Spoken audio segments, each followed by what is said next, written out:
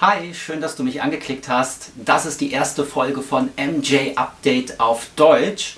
Und ja, wie der Name schon sagt, werde ich die neuesten Updates auf Deutsch hier in dieser kleinen Sendung, Podcast, ich weiß noch gar nicht, wie ich das nennen soll, präsentieren, weil ich gemerkt habe, da gibt es gar nicht so viel.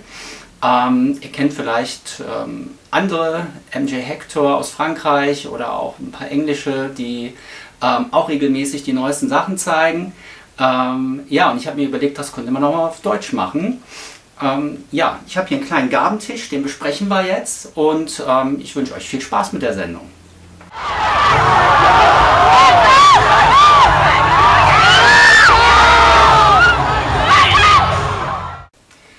Ja, kommentiert gerne, liked und sagt mir, was ihr von dieser Folge haltet und beschreibt auch mal, ob ich mehrere solcher Folgen machen soll. Ich kann da sicherlich noch das ein oder andere erzählen oder auch regelmäßig berichten, was es Neues rund um Michael Jackson gibt. Wir sprechen ja hier über den größten und erfolgreichsten Musiker aller Zeiten. Da gibt es immer irgendwas, was gerade durch die Medien schwirrt oder was es gerade Neues gibt. Grund dieser Folge heute oder dieser Episode ist natürlich ein großes Jubiläum im Michael Jackson-Universum, und zwar das legendäre Thriller-Album feierte gerade letzte Woche seinen 40. Geburtstag. Ja, und aus diesem Grund hat der Michael Jackson Estate und Sony eine neue Special Edition von dem Thriller-Album rausgegeben. Das ist überall zu kaufen, ein Album mit 10 neuen Rarities und Demos, wie es heißt. Das ganze Projekt nennt sich Thriller 40 und diese Raritäten und Demos sind teilweise neu. Manches kennt man schon oder hat man schon gehört oder man hat auch schon gehört, dass es das gibt. Gucken wir uns gleich nochmal genauer an im Verlauf dieser Folge.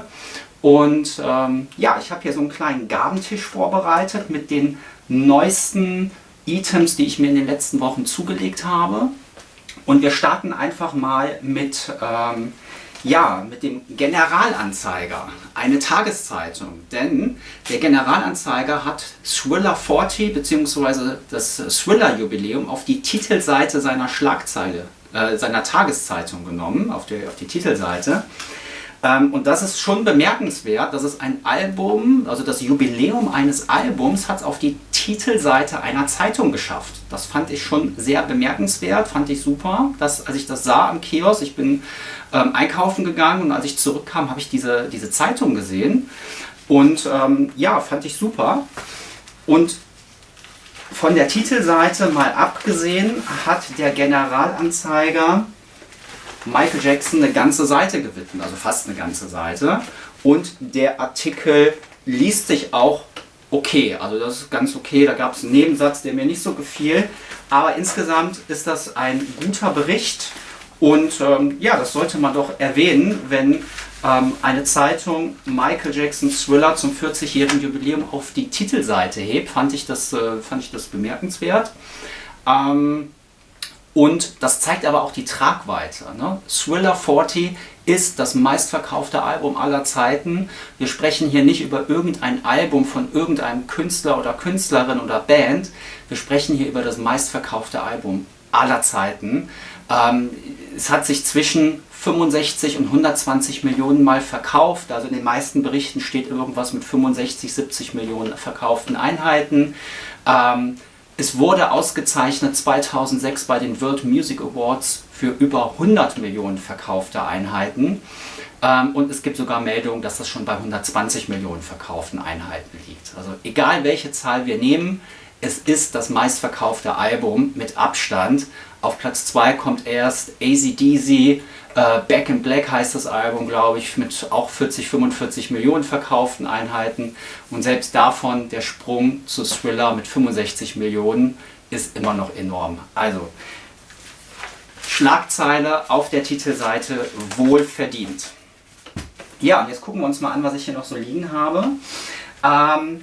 Ja, wir gehen jetzt mal in die offiziellen Releases. Und zwar ist das die Vinyl-Edition von dem neuen Thriller-Album, Thriller 40.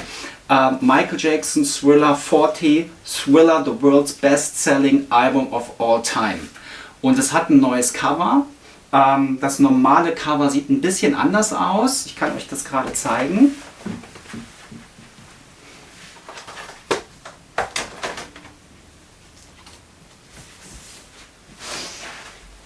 Hier haben wir es. Das ist das normale Cover, das man auch vom Album her kennt. Wird euch wahrscheinlich auch was sagen. Und das ist die neue Variante. Im direkten Vergleich gucken wir uns das mal an.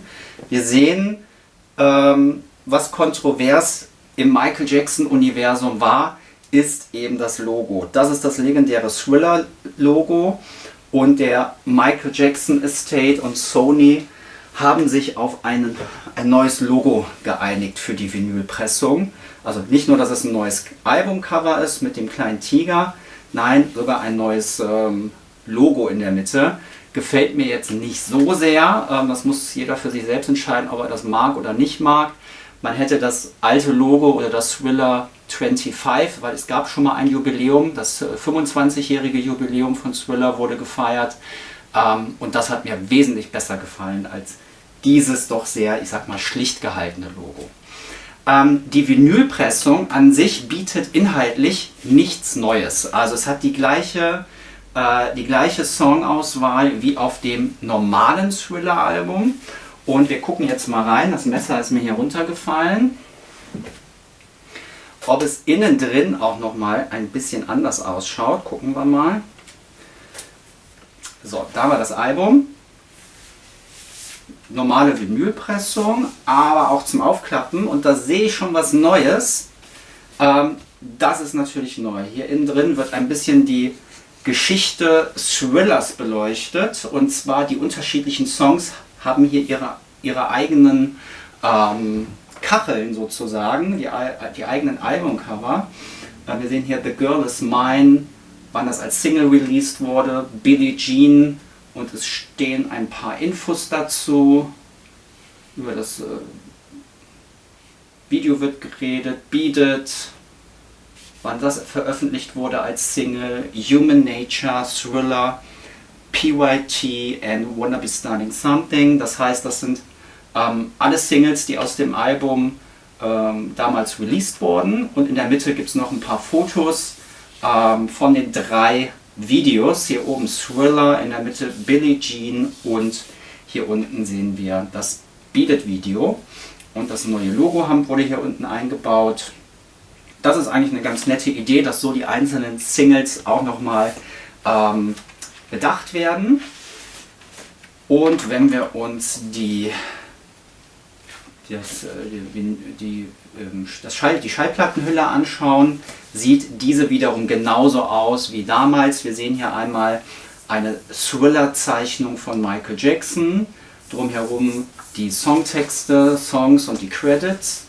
Und auf der anderen Seite sehen wir auch wieder eine Zeichnung von Michael Jackson, The Girl Is Mine, Paul McCartney, Michael Jackson im Selbstporträt und ja, das Girl, worum sich Paul und Michael streiten. Da ist wenig Neues, aber der Inhalt, also die Innenseite des Albums ist neu. Ja, damit haben wir das Thriller 40, die Standard-Vinyl. Da gehen wir jetzt rüber und schauen uns mal ein Highlight an, das ist diese CD.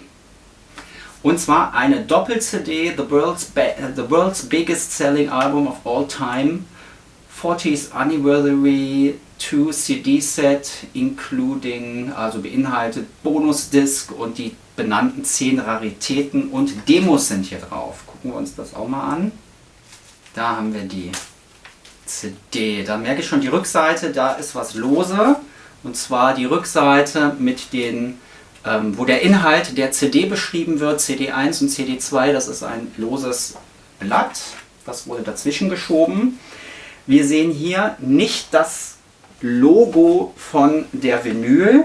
Wir sehen hier das klassische Thriller-Logo, was wir auch von der alten Aufmachung her kennen. Michael ist in diesem Pappschuber drin, beziehungsweise das Album ist in dem Pappschuber drin und das ist mit der 40 umkreist.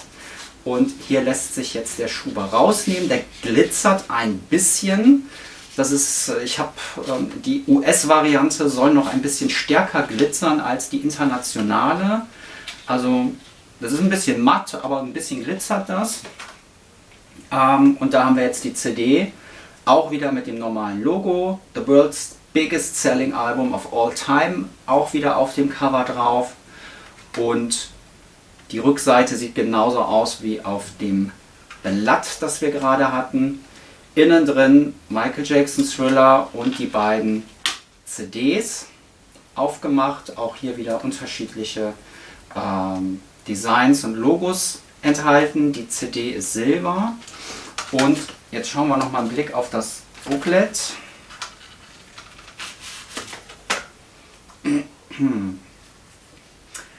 Und das ist auch sehr schön, das Booklet beinhaltet Fotos, Winner of 8 Grammys, das heißt hier werden nochmal die 8 Grammys aufgezählt, die Michael Jackson damals für Thriller gewonnen hatte. Und danach folgen die unterschiedlichen Songs in dem Booklet mit Fotos der Singlecover, auch die Zeichnungen sind hier enthalten. Wie wir das aus der Vinyl kennen, werden hier jetzt auch die Videoclips bedacht mit Fotos. Thriller, Beat It und Billie Jean bekommen jeweils noch eine Fotoseite. Danach sind auch wieder die restlichen Songs mit Lyrics enthalten. Das Cover, das kennen wir. Und es gibt hier noch ein Set-Foto, das ist jetzt im Booklet nochmal anders. Vom Thriller Videodreh, hier sieht man Michael Jackson und Ola Ray. Und hier das Filmset. Und naja, und dahinter, und hier gibt es noch ein paar Aufnahmen von den Studio Sessions. Michael Jackson mit Bruce Swedien. Und Quincy Jones und so weiter. Also mit der Crew, hier sind noch ein paar Fotos drin. Das ist eigentlich eine nette Idee. Es ist ein bisschen schlicht gehalten, dass wenn ihr das Thriller 25, also zum 25-jährigen Jubiläum kennt, ist es ein bisschen schlichter gehalten. Aber trotzdem auch eine schöne Sache. Und der Inhalt ist hier nochmal ganz nett oder auch ganz cool, weil hier doch diese 10 Raritäten drin sind. Und da gab es im Vorfeld ja auch das ein oder andere Hin und Her im Michael Jackson-Universum. Was ist das für Inhalt? Was wird da veröffentlicht? Ich gehe mal kurz drauf ein. Wir haben einmal Starlight. Starlight ist eine frühe Version von Thriller.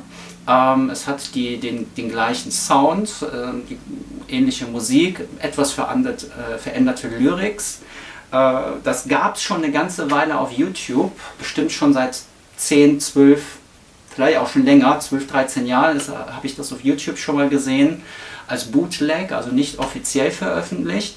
Schön ist es, dass der Song in der Variante das erste Mal offiziell auf einem Michael Jackson Album jetzt erschienen ist. Als zweites haben wir Got the Hearts Demo. Das kennen wir schon, das ist kein neuer Song, auch keine Rarität, wie uns versprochen wurde. Got the Hearts wurde 2008 auf dem King of Pop Album veröffentlicht. Das King of Pop Projekt, ich zeige es mal. Da habe ich es. King of Pop, ich habe jetzt hier die niederländische Pressung, da gibt es aber auch die deutsche und egal welche, ist hier als Bonussong drauf. Das ist ein Sampler mit den größten Hits und damals zum 50. Geburtstag von Michael Jackson hat man diese King of Pop Edition rausgebracht. Und da gab es schon als Bonussong, als neuen Song, als Geschenk an die Fans, Got the Hearts. Also den Song kennt man. Als drittes haben wir Who Do You Know als Demo-Version. Das ist eine schöne Ballade, die ist wirklich neu, hatte ich vorher noch nie was von gehört. Ist ein richtig schöner Song und unter den Fans hat sich dieser Song auch als Liebling entwickelt, jetzt in den letzten 1-2 Wochen. Mir gefällt er auch sehr gut, hört ihn euch gerne mal an. Als viertes haben wir Carousel. Carousel kennen wir auch schon. Carousel, ist eine Uptempo-Pop-Ballade, richtig schön, ein Wohlfühlsong, ein Liebeslied. Aber ist nicht unbekannt. Also es ist hier auch wieder als Raritäten und Demos drauf. Es erschien auch 2001 erschien es das erste Mal auf der Special Edition von Thriller. Da gab es schon mal mit dem Invincible-Album zusammen, erschien Off the Wall, Thriller und Bad, auch Dangerous nochmal als Special Edition. Und das Thriller-Album und Thriller und Bad hatten nochmal Bonus-Songs drauf damals. Und da gab es Carousel schon. Der Unterschied ist, Carousel 2001 war eine Short-Version, das heißt, das ging irgendwie nur 2,5 Minuten. Das wurde dann editiert, also gekürzt. Und die lange Version blieb noch ein bisschen länger verschlossen und wurde auch erst 2008, zeige ich es mal wieder, im King of Pop Projekt veröffentlicht. Aber nicht auf jeder. Da muss man ein bisschen suchen. Die lange Version, die gibt es auch 2008 auf den ein oder anderen in den ein oder anderen Ländern wurde diese King of Pop CD auch mit Carousel in der langen Version veröffentlicht. Ich meine die australische King of Pop und die UK King of Pop, da müsste das drauf sein. Müsste ich aber auch nochmal genau nachschauen. Als 5. haben wir auch ein Songliebling von Fans. Da haben wir jetzt Behind the Mask, Mike's Mix Demo. Behind the Mask kennen wir schon, das ist ein Song von 2010, der wurde uns in einer Remix-Version auf dem Michael-Album veröffentlicht. Er war einer meiner Lieblingssongs damals 2010 auf Michael. Ja, auch da gibt es auch ein paar Fans, mögen das ein oder andere Eingemischte nicht, dieses Publikum reingemischte in der 2010er Version. Das hat Michael Jackson ja auch nicht mehr selbst gemacht, das wurde ja posthum veröffentlicht, da war er bereits verstorben. Hier haben wir jetzt die Mike's Mix Demo-Version drauf von Behind the Mask. Auch das finde ich ist wirklich auch ein Juwel hier drauf. Die Demo-Version von Behind the Mask, wo wir wirklich sehen, wie Michael Jackson das letzte Mal daran gearbeitet hat, das gefällt mir richtig gut. Das ist ein richtig guter Song und passt hier auch gut drauf. Als 6. haben wir Can't Get Out of the Rain. Ja, da habe ich mich gefragt, was sucht der Song hier drauf, weil der nicht wirklich aus den Thriller-Sessions ist. Aber er war bei einigen Thriller-Singles auf der B-Seite drauf. Ich weiß jetzt nicht mehr genau welche. Ich meine, auf der Thriller-Single, auf der 12 oder 7-Inch-Single war das auf der B-Seite. Ich habe jetzt aber auch nochmal, also ich müsste nachschauen, ich weiß gerade nicht auf welche. Die Entstehung hinter dem Song, er gehört eigentlich zu dem 1978 erschienenen Film The Wiz.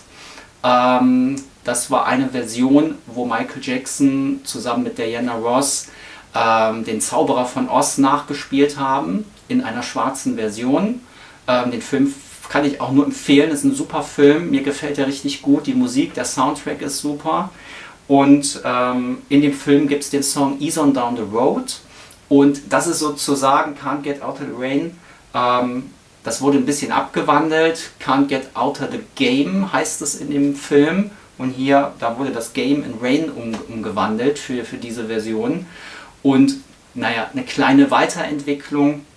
Für mich passt es nicht wirklich in die Thriller-Zeit, aber weil es auf den Singles damals war, ist es okay, dass es drauf ist. Also es tut jetzt nicht weh.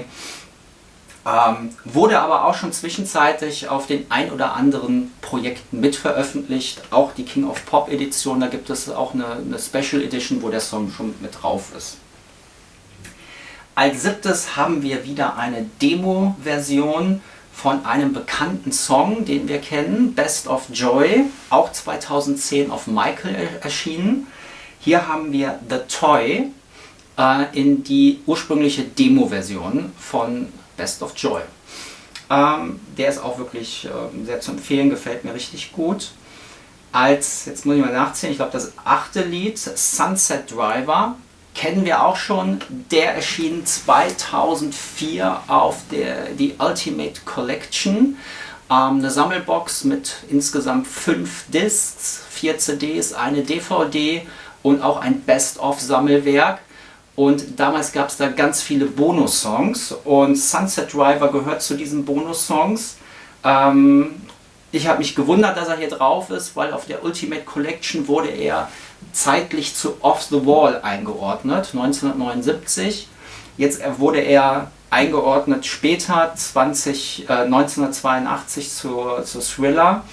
Hat mich ein bisschen gewundert, dass man diesen Song genommen hat. Ich finde ihn super, ist ein klasse Dance-Song, er passt super, Disco-Groove, also er passt super. Michael hat wohl auch in den Thriller-Sessions nochmal an Sunset Driver gearbeitet. Er kam natürlich jetzt nicht drauf, wir wissen es, aus der Geschichte her wissen wir es, dass Sunset Driver nicht auf Thriller geschafft hat. Ich persönlich hätte es besser gefunden, wenn man den Song auch eher in Richtung Off the Wall eingeordnet hätte. Jetzt haben wir den hier drauf. Wirkt ein bisschen wahllos, die Zusammenstellung. So, als 9. haben wir hier einen neuen Jackson-Song.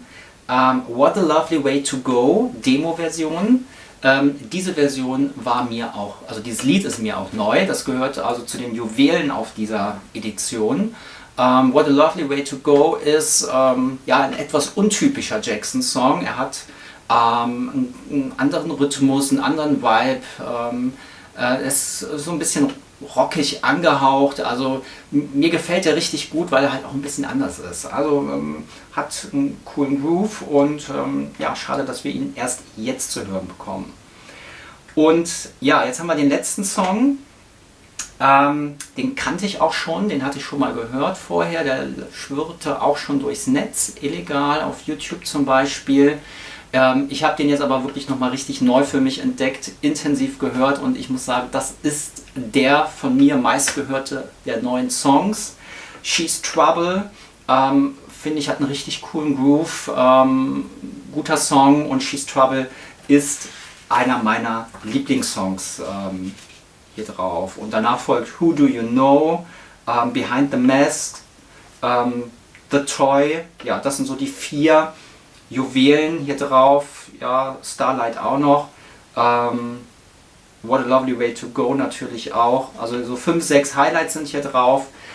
Und She's Trouble and What a Lovely Way to Go, The Toy, Behind the Mask und What a Lovely Way to Go. Das sind so die Favoriten. Ja, da haben wir Thriller 40, die CD. Sagt mir doch mal, welche Songs mögt ihr denn hier raus? Von den alten, aber auch von den neuen. Habt ihr oder hast du irgendwelche Lieblingssongs? Hast du das schon reingehört und weiß jetzt, ich finde den Song super. Kommentiert doch mal gerne, welche Songs aus dem Album euch am besten gefallen. So, wir haben jetzt hier noch was Neues und da bin ich wirklich sehr gespannt. Das ist ein Juwel. Wir haben hier, oder ich habe jetzt hier die Original Master Recording Mophie Ultra Disc One Step Verfahren. Eine Special Edition limitiert mit 40.000 Einheiten. Die hat auch recht lange gedauert. Die kam erst letzte Woche hier an. Da musste ich jetzt sehr lange drauf warten. Die habe ich im Juli habe ich die bestellt im offiziellen Michael Jackson Shop, michaeljackson.com. Und die kam jetzt letzte Woche erst an und nachdem ich die bestellt hatte, war die auf einmal auch in allen anderen Shops verfügbar. Das heißt, die das im offiziellen Shop bestellt haben, die mussten da am längsten drauf warten. Ich mache sie jetzt mal ganz vorsichtig auf. Ja, wir haben hier das ursprüngliche Thriller-Album in einer edlen Aufmachung in einen Pappschuber. Da sehen wir es. Die Rückseite ist in schwarz gehalten und hier steht Limited Edition of 40.000 und ich habe die auf 40.000 limitiert. Es wurde in den USA gedruckt und ich habe die 25.149. Pressung hiervon. Jetzt gucken wir uns das mal von innen an. Da ist nichts weiter drin. Hier sehen wir 2 Teile. Wir haben einmal, was ist das? Einmal das Albumcover in Großformat. Da stehen wir Original Master Recording, Michael Jackson Thriller. Die Rückseite wie auf dem klassischen Vinyl, ergänzt um das Mofi-Logo. Das ist, und innen drin auch nochmal das typische Thriller-Innenleben der herkömmlichen Vinyl. Und wir haben eine Vorder-Rückseite, auf Hartpapier gedruckt, das typische Michael Jackson Booklet mit den Lyrics und den Songtexten. Was haben wir jetzt hier? Ah ja, hier haben wir die Schallplattenhülle, auch edel aufgemacht, also in Gold gehalten. Mofi, also Mofi ist die Pressung sozusagen, die Firma, die diese Original Master Recordings herstellt. Original Master Recordings bedeutet, das sind Pressungen von den Original Masterbändern.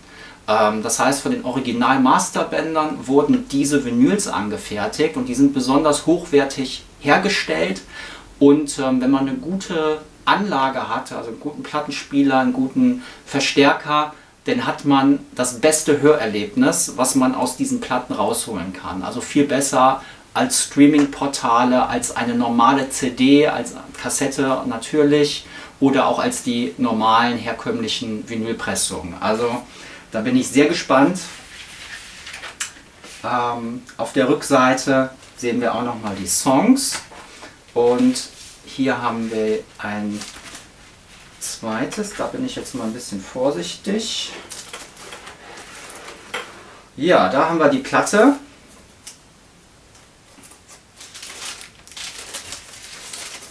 In einer Folie eingepackt, da sieht man sie.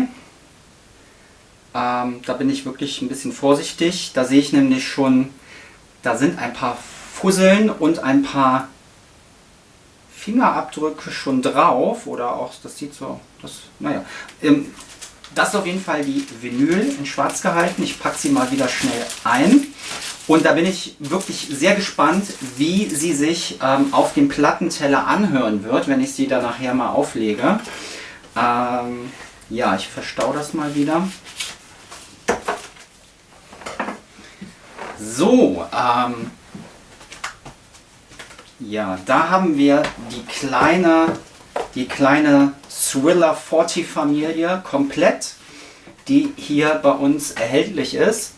Wir haben einmal die CD, ich sage auch noch was zu den Preisen, wenn ihr euch die zulegen wollt. Die CD, die gibt es in dieser Aufmachung überall, online, aber auch im Shop, im CD-Laden oder Plattenladen erhältlich. Einfach mal gucken, liegt so zwischen 15 bis 20 Euro in der Regel.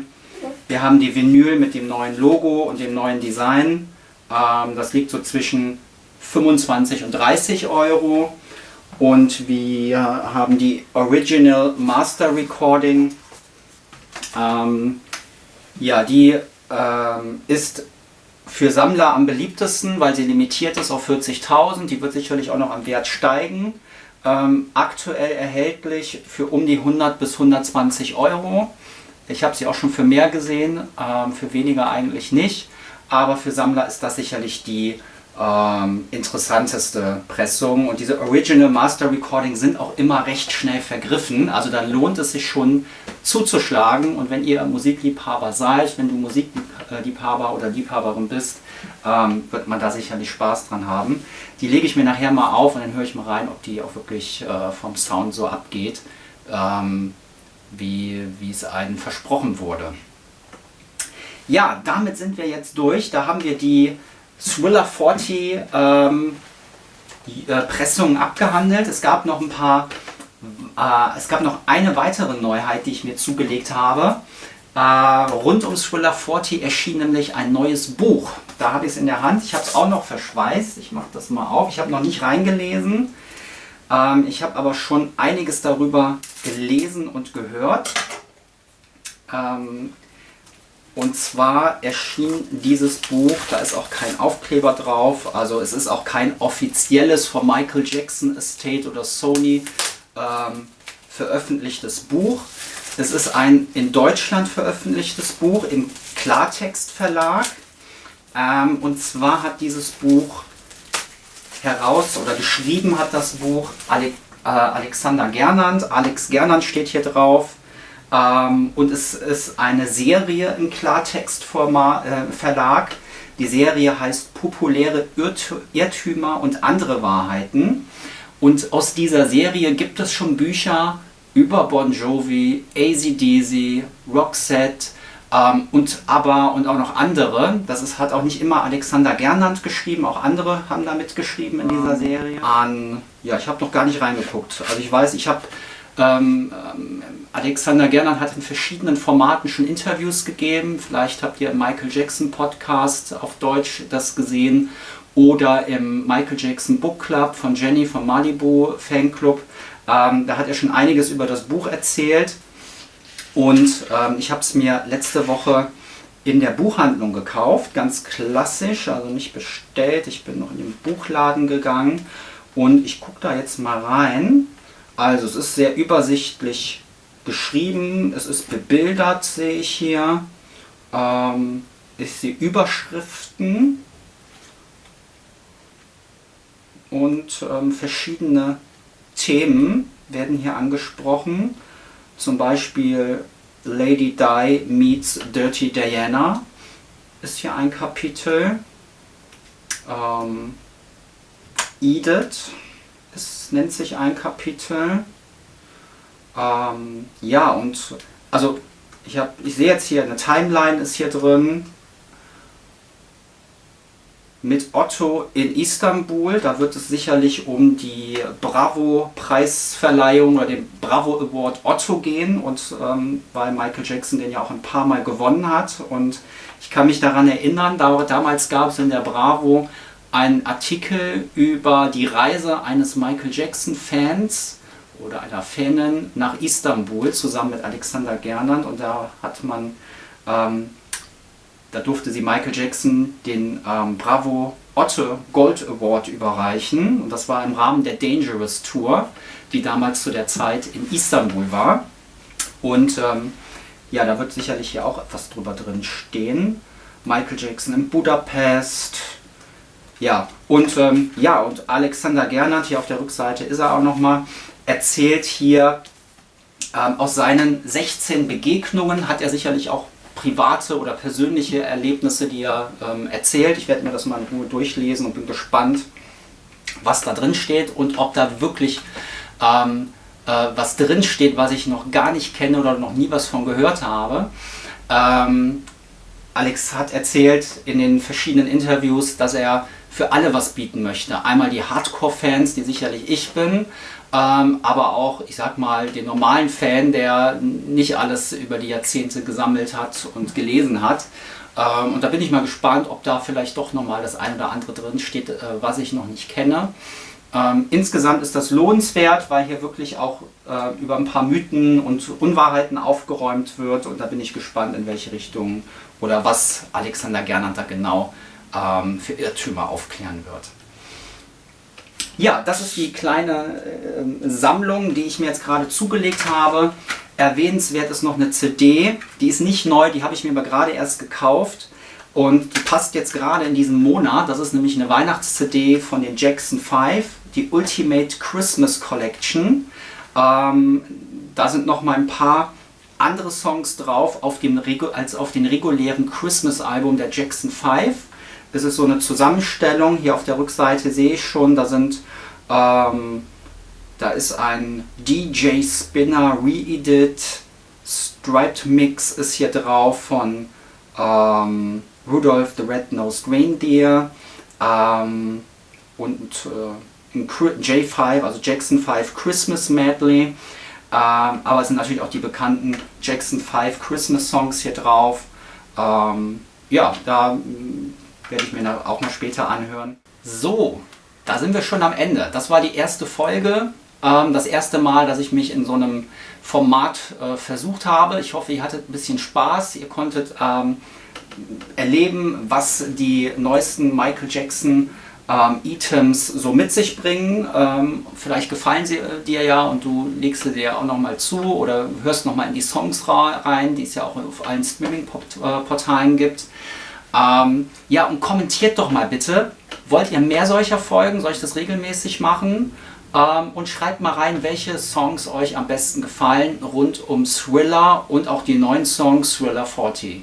Also, schöne Weihnachtszeit und bis bald. Michael Jackson, Update auf Deutsch.